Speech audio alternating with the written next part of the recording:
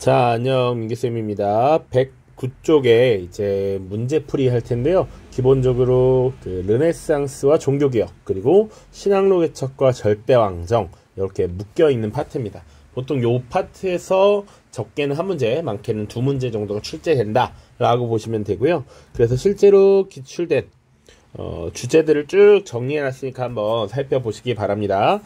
자, 그리고 선지도 한번 쭉 살펴보시고요. 110쪽에 요 프린트 자료 보시면 지금 요 표 정리가 조금 오류가 있습니다. 그래서 요 오타 오류를 좀 수정하셔서 보시면 될 것 같습니다. 르네상스와 종교개혁이 아니라 여기는 지금 절대왕정 파트의 선지들을 모아놓은 것입니다. 자, 바로 문제 풀게요. 두 개 영상으로 나눠서 가겠습니다. 111페이지 문제 보시면 위에 르네상스와 관련된 문제가 나와 있습니다. 자, 왼쪽 보시면 2019년 수능이었는데요.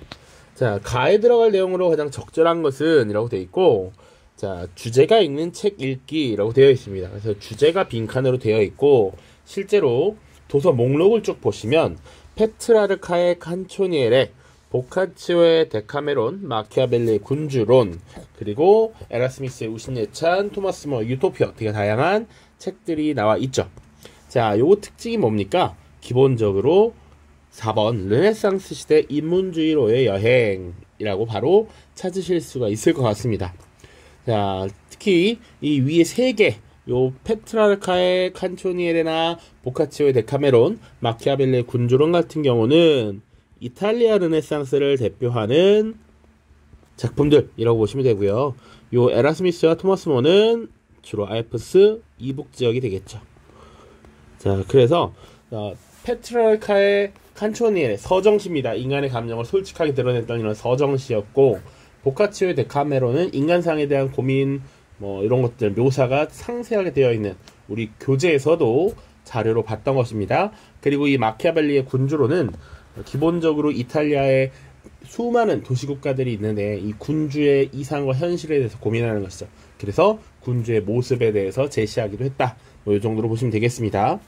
우신예찬, 이 중에서 가장 많이 출제가 된 내용인데 어리석은 신이란 얘기죠. 그래서 당시 이 교회의 타락, 성직자의 부패, 이런 것들을 풍자하고 비판하는 모습이 나타나 있었고요. 유토피아 같은 경우는 당시 영국의 산업이 이제 어느 정도 성장하면서 빈부격차가 발생하는 이런 문제들이 있었죠. 이런 것들을 극복하고 이 토머스 모어가 생각했던 이상사회를 그려낸 것이 바로 유토피아였습니다. 그래서 요 정도 기억하시면 되겠다. 자, 뒤에 계몽사상은 아직 안 다뤘지만 여기서 나올 것들이 뭐가 있느냐? 계몽사상가들과의 대화라고 하면 대표적인 계몽사상가들의 이름이 나오면 좋죠.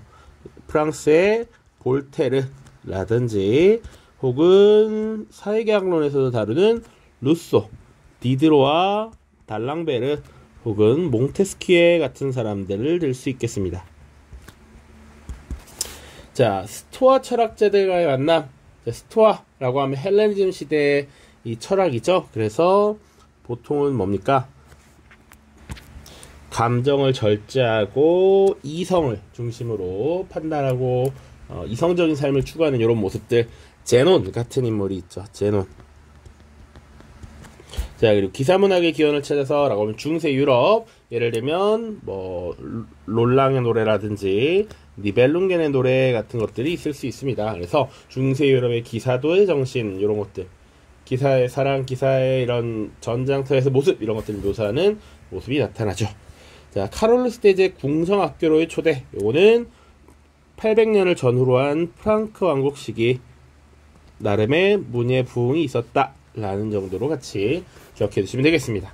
자, 오른쪽입니다. 자, 왼쪽에 있는 문제를 기출 변형했다 라고 보시면 될 것 같아요.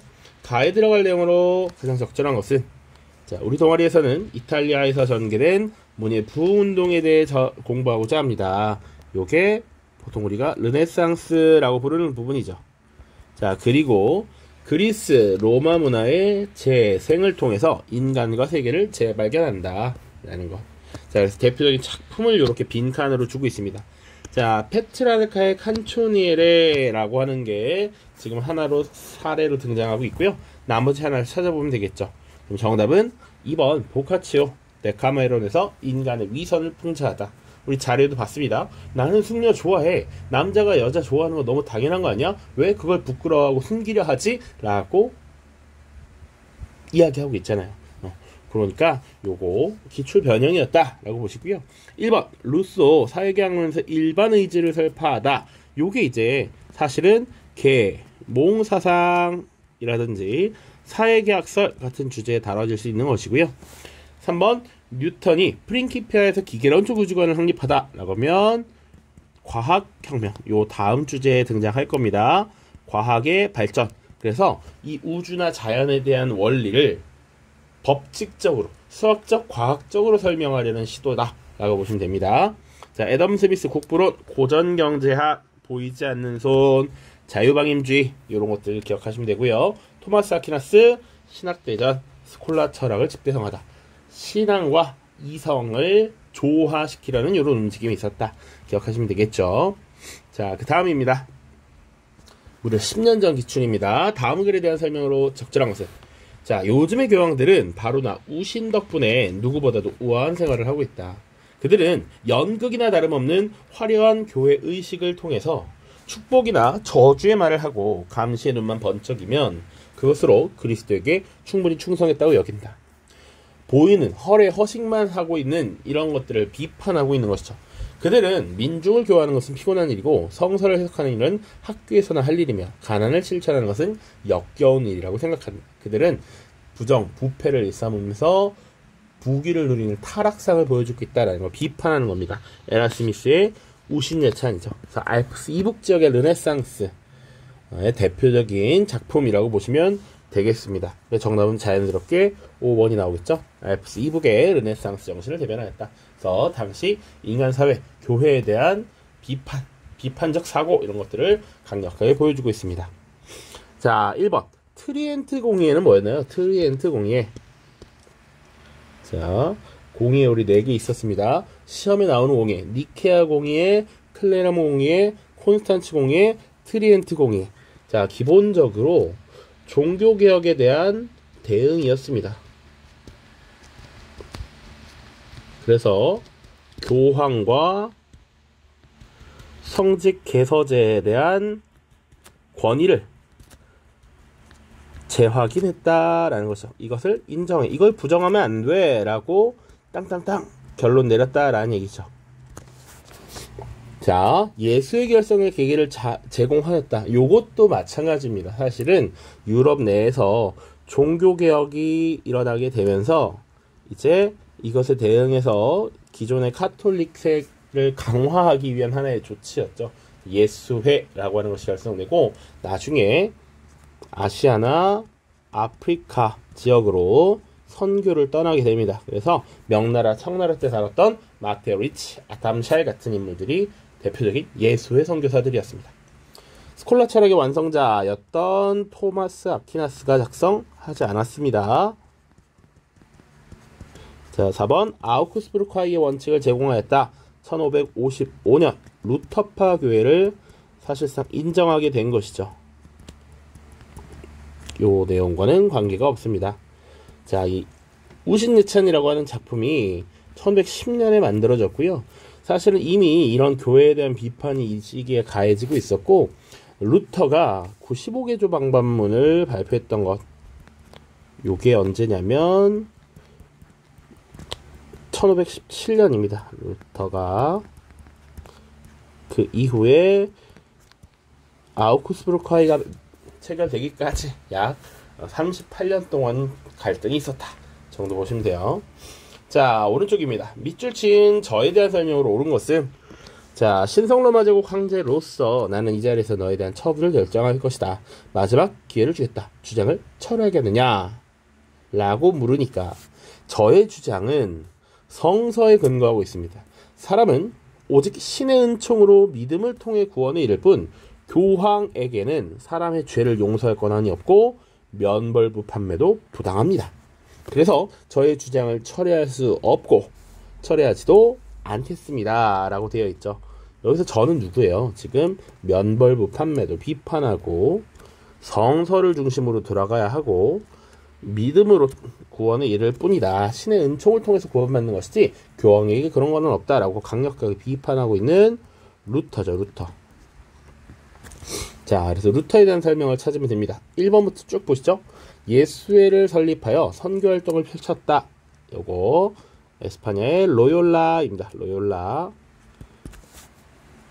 자, 그리고 크리스트교 강요를 집필하여 예정서를 주장하였다. 자, 여기서 말하는 강요는 우리가 생각하는 그 강요 아닙니다. 대강의 요점이라고 생각하시면 돼요. 크리스트교의 그런 교리를 요약했다라는 것이죠. 그래서 요거는 칼뱅입니다. 칼뱅. 자, 예정설. 자, 신께서는 이미 이 사람의 운명을 결정해놨다. 이 사람의 미래는 예정되어 있다. 신의 뜻이 결정되어 있다라는 것이죠. 그러니까 그것에 순응하면서 성실하게 신앙생활하면서 살아가면 된다 라고 주장했다는 게 칼뱅. 데카메론이라고 하는 것은 보카치오라는 인물이 작성을 했고요. 오신예찬 에라스미스. 정답은 5번이 되겠죠. 95개조 반박문을 발표해서 교회의 잘못을 비판하였다. 1517년 루터가 되겠습니다. 자, 112페이지로 가시죠. 가 인물에 대한 설명으로 옳은 것은 가 인물 파사오의 주교 볼프강에게 나는 보헤미아와 헝가리의 국왕이자 신성로마제국 황제의 직무대행을 맡은 페르디난트에게 깊은 유감을 표하지 않을 수 없어. 내가 보기에 그의 최근 행위는 유럽의 여러 군주와 선량한 자들의 간절한 염을 거스르는 것이었어. 즉 페르디난트는 교황 레오 10세의 뜻을 거역한 비텐베르크의 가 인물을 추종하는 무리와 타협했던 것이요. 아우크스부르크 화의가 바로 그 증거요. 이로써 그들의 신앙이 인정되어 교회의 조화가 깨지고 말았어. 여기서 가 인물은 당연히 루터가 되겠죠. 그들의 신앙이라고 하면 루터파 교회가 되겠습니다. 자, 아우크스부르크 화의 명확하게 지금 단서가 주어져 있어요. 자, 그래서 루터에 대한 설명입니다. 바로 정답 1번 있죠? 교회의 면벌부 판매를 비판하였다. 자, 교회에서 일정 정도의 금액을 내면, 납부하면 벌을 면제받을 수 있다라고 하는 면벌부를 판매했었죠. 자, 그러면 이 면벌부를 왜 판매하려고 했느냐도 기억을 해야겠지. 자, 이 면벌부 자체는 당시 성 베드로 대성당을 증축하는 과정에서 막대한 비용이 필요했다라는 것이죠. 그러니까 이미 교황 레오 10세는 사치스러운 생활을 하고 있었고, 그런 사치스러운 생활과 더불어서 자신의 권위와 교회의 권위를 확보하기 위해 성당을 더 크게, 더 화려하게 짓고자 했습니다. 그 과정에서 비용을 마련해야 했기 때문에 이 면벌부를 과도하게 판매했던 것이죠. 이에 대한 반대 급부로서 루터가 종교개혁을 일으켰던 것입니다. 95개조 방방문이었죠. 자, 2번 예수회를 설립하여 해외 선교에 힘썼던 것은 로욜라고요. 크리스트교 강요에서 예정서를 주장한 것 칼뱅입니다. 자, 방금 이전 문제랑 선진 거의 동일하죠. 우신예찬에서 성직자의 타락상을 풍자한 것 에라스미스고요. 클리니스톤에서의 교회 개혁운동 보통 10세기 초 900년대 초반에 있었습니다. 그래서 이 클리니스톤에서는 기본적으로 이 교회가 많은 땅을 가지고 부를 축적해서 타락하는 것에 반대했고요. 노동의 중요성을 강조했습니다. 그리고 성경이나 고전을 옮겨 적는 필사라고 하는 것을 강조했죠.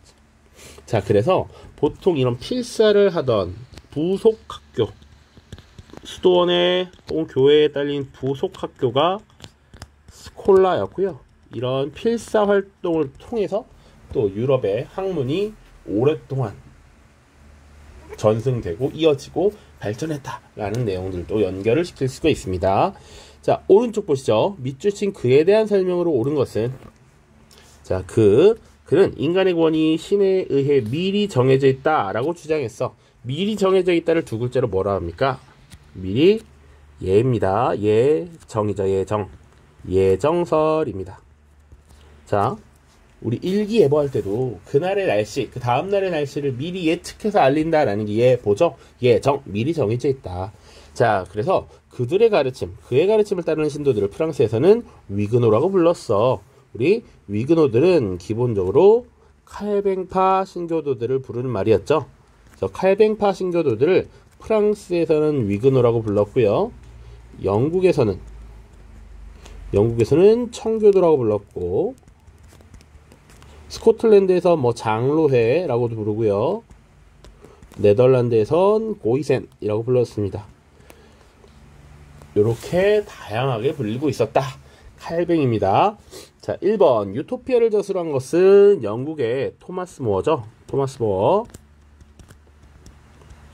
이상사회를 묘사했습니다. 자, 영국 국교회를 확립한 것 보통은 엘리자베스 1세라고 얘기합니다. 뭐 요거는 상황에 따라 뭐 또 판단에 따라 달라질 수 있는데, 영국 국교회를 수립시켰다, 성립하였다라고 하면 헬리 8세, 확립하였다라고 하면 일종의 교리나 예배 방식 이런 것들을 정리한 것이기 때문에 엘리자베스 이렇게 봅니다. 자, 95개조 방법문을 발표한 것은 루터죠. 루터고요. 스콜라 철학을 집대성한 건 토마스 아퀴나스. 그리고 정답은 5번이죠. 스위스에서 종교개혁을 이끌었다. 이게 정답이 되겠습니다. 자, 그 다음부터는 종교전쟁과 관련된 파트이기 때문에 영상 한번 접었다가 다시 이어서 하겠습니다. 자, 고생 많았습니다. 안녕. 자, 민규쌤입니다. 사실은 앞에 르네상스랑 종교개혁, 그리고 종교전쟁까지 쭉 이어져야 되는데 선생님이 지금 착각해서 여기 앞에서 이상하게 끊었습니다. 그래서 되게 부자연스럽게 연결이 돼 있을 겁니다. 양해 바랍니다. 자, 이어서 계속 볼게요. 자, 밑줄 친 종교전쟁에 대한 설명을 옳은 것은 이라고 되어 있습니다. 짐은 왕국의 시민들 사이에 일어난 종교전쟁을 해결하기 위해 다음과 같이 명한다. 신앙의 차이로 인해서 서로 비난하는 거나 공격하는 것을 금한다. 시민들은, 너희들, 백성들은, 신화된 백성들은 형제와 친구처럼 서로 평화롭게 살도록 하라. 학교나 병원에서 신앙의 차별이 없도록 할 것이다. 프랑스 왕 앙리 4세라고 되어 있습니다. 자, 설명 때 뭐라고 했냐면, 이 프랑스 왕 앙리 4세가 사실은 이 사람이 위그노였고요. 이 사람이 사실은 왕이 되는 그 과정에서 이 종교전쟁이 굉장히 일어났습니다. 이 사람 때문에는 아니고, 기존의 전통적인 가톨릭 세력과 칼뱅파 신교도였던 위그노 사이에 엄청난 전쟁이 벌어졌던 것이죠.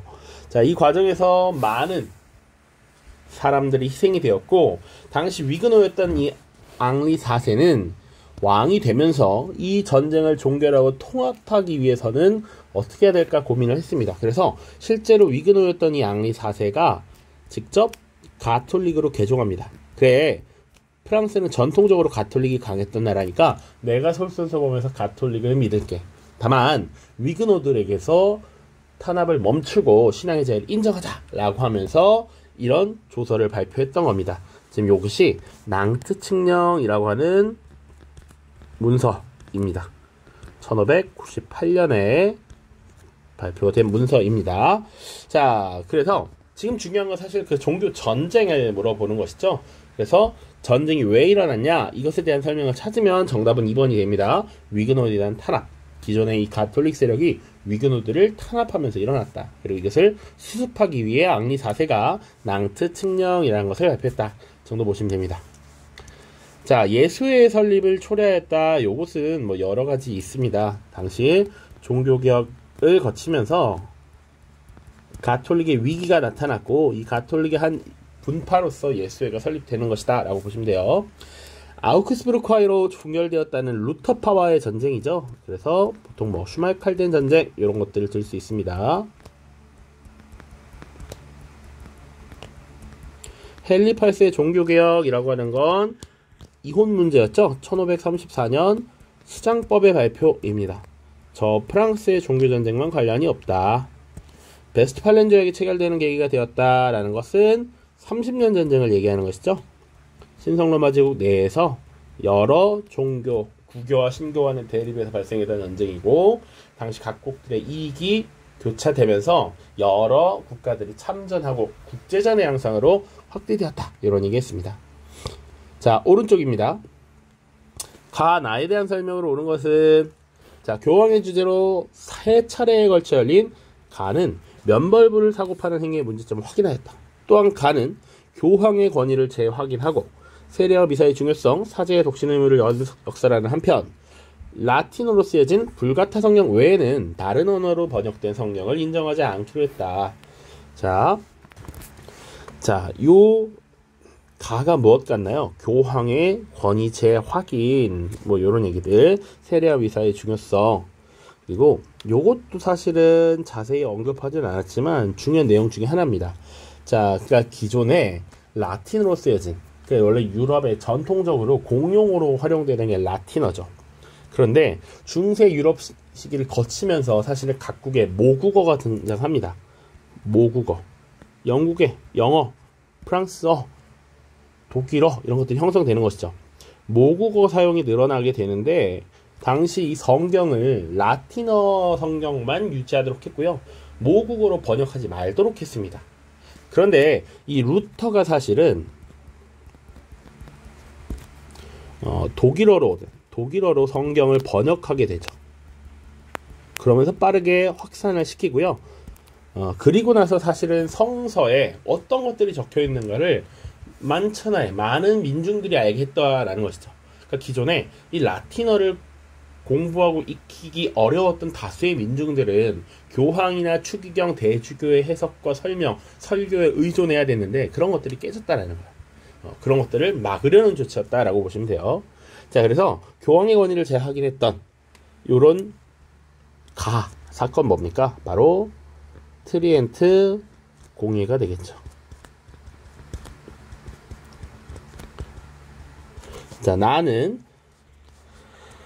합스부르크가의 세습 영토를 제외한 신성로마 제국 내의 소수 종파의 예배 의식과 신앙의 자유를 허용하였다.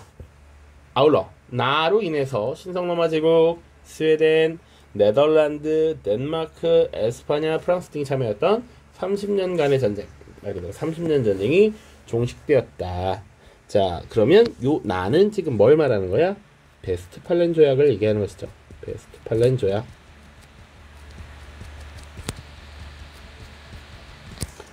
자, 그래서 가 보시죠. 칼뱅파를 인정한 건 가가 아니라 나가 될 겁니다. 나. 2번 신교 확산에 대응하여 개최하였다. 이게 정답이 되겠죠. 이것 자체가 루터파를 비롯한 여러 종교개혁의 등장에 대한 대응이었습니다. 3번 영국 국교회를 확립시킨 건 베스트팔렌 조약이 아니라 영국에서 발표된 수장법이 되겠죠. 1534년입니다.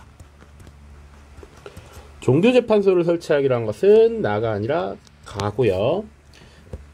교회의 대분열을 종식시켰던 것은 트리엔트 공의회가 아니라 콘스탄츠 공의회입니다. 자, 다음 113페이지로 넘어갑니다.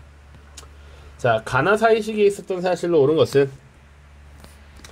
자, 신성로마 제국 내에서 가톨릭을 지지하는 황제와 루터의 교회를 지지하는 제후들 간의 전쟁이 벌어졌다. 이 전쟁의 결과 가가 체결되었고 이에 따라 루터파 교회가 공식적으로 인정받게 되었다. 그럼 이 가는 바로 아우크스 부르크 화이가 되겠죠. 1555년입니다. 자, 요 파트 종교개혁, 종교전쟁과 관련해서 연도를 좀 알아두시라 라고 했어요. 이 파트는 요렇게 물어볼 수 있습니다. 자, 프랑스에서는 가톨릭교도와 신교도 사이에 위그노 전쟁이 발발하였다. 30여 년간 지속된 이 종교전쟁은 앙리 4세가 반포한 나로 종식되었다. 여기서 이 30년이란 키워드에 꽂혀버리면 안됩니다. 위그노 전쟁이고요, 앙리 4세가 반포한 낭트 칙령이 전쟁을 종결시키는 계기가 되었죠. 이것은 1598년의 일입니다. 그러니까 요 사이에 있었던 게 뭐야? 라고 물어보는 거지. 자, 1번 보시죠. 30년 전쟁이 발발한 것은 1618년이었습니다.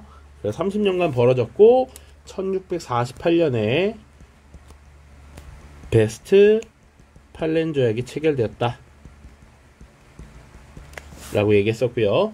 교회 대분열이 종식된 것은 콘스탄츠 공예죠. 콘스탄츠 공예는 1414부터 1417 정도로 얘기합니다.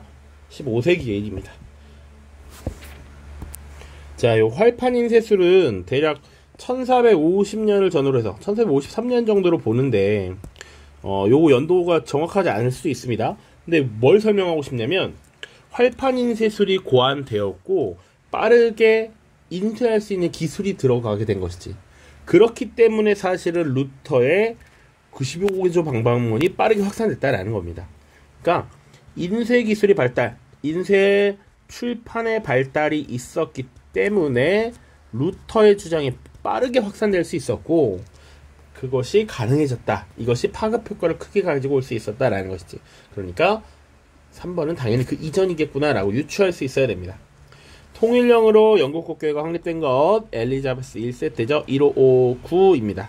엘리자베스 1세 정답이 되겠고요. 신성로마 제국 내에서 칼뱅파 신앙이 허용된 건 언제입니까? 1648년 베스트 팔렌 조약입니다. 위에 있죠? 베스트 팔렌 조약.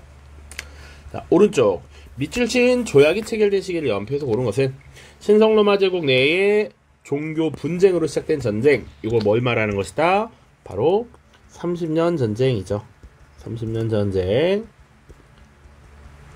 그래서 보헤미아 성박 투척 사건 뭐 이런 것들 얘기했었습니다. 자, 전 유럽으로 확대되면서 많은 지역이 황폐해졌다.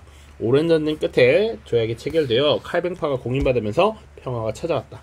또한 네덜란드와 스위스의 독립이 인정되는 등 신성로마 제국이 유명무실해졌으며 유럽에서는 새로운 국제관계가 형성되었다. 자, 요거 이 조약이라고 하면 바로 30년 전쟁의 결과 체결했던 베스트 팔렌 조약이죠. 베스트 팔렌 조약 1648년입니다. 자, 보시죠. 아직 뒤에 영국혁명 파트를 안 다뤘다 라는 전제하에 설명을 좀 하기 어려운 측면이 있는데요. 그래도 한번 살펴보겠습니다. 자, 루터가 95개조 방법론을 제시했던 것이 1517년입니다. 자, 이후에 전쟁이 벌어지게 되죠. 루터파를 지지하는 제후들과 신성로마 제국 황제와 가톨릭을 지지하는 제후들, 그들의 전쟁이 종결되는 것. 그래서 아우쿠스부르크 화의가 체결되는 것이 1555년이고요. 프랑스에서 위그너 전쟁이 발생하고 이것을 수습했던 것이 낭트칭정입니다. 1598. 자, 그리고 영국에서 청교도 혁명 혹은 잉글랜드 내전의 시작이라고 하면 1642년을 들 수 있고요. 크로메리아라고 하는 사람이 호국경에 취임한 것이 1653년입니다.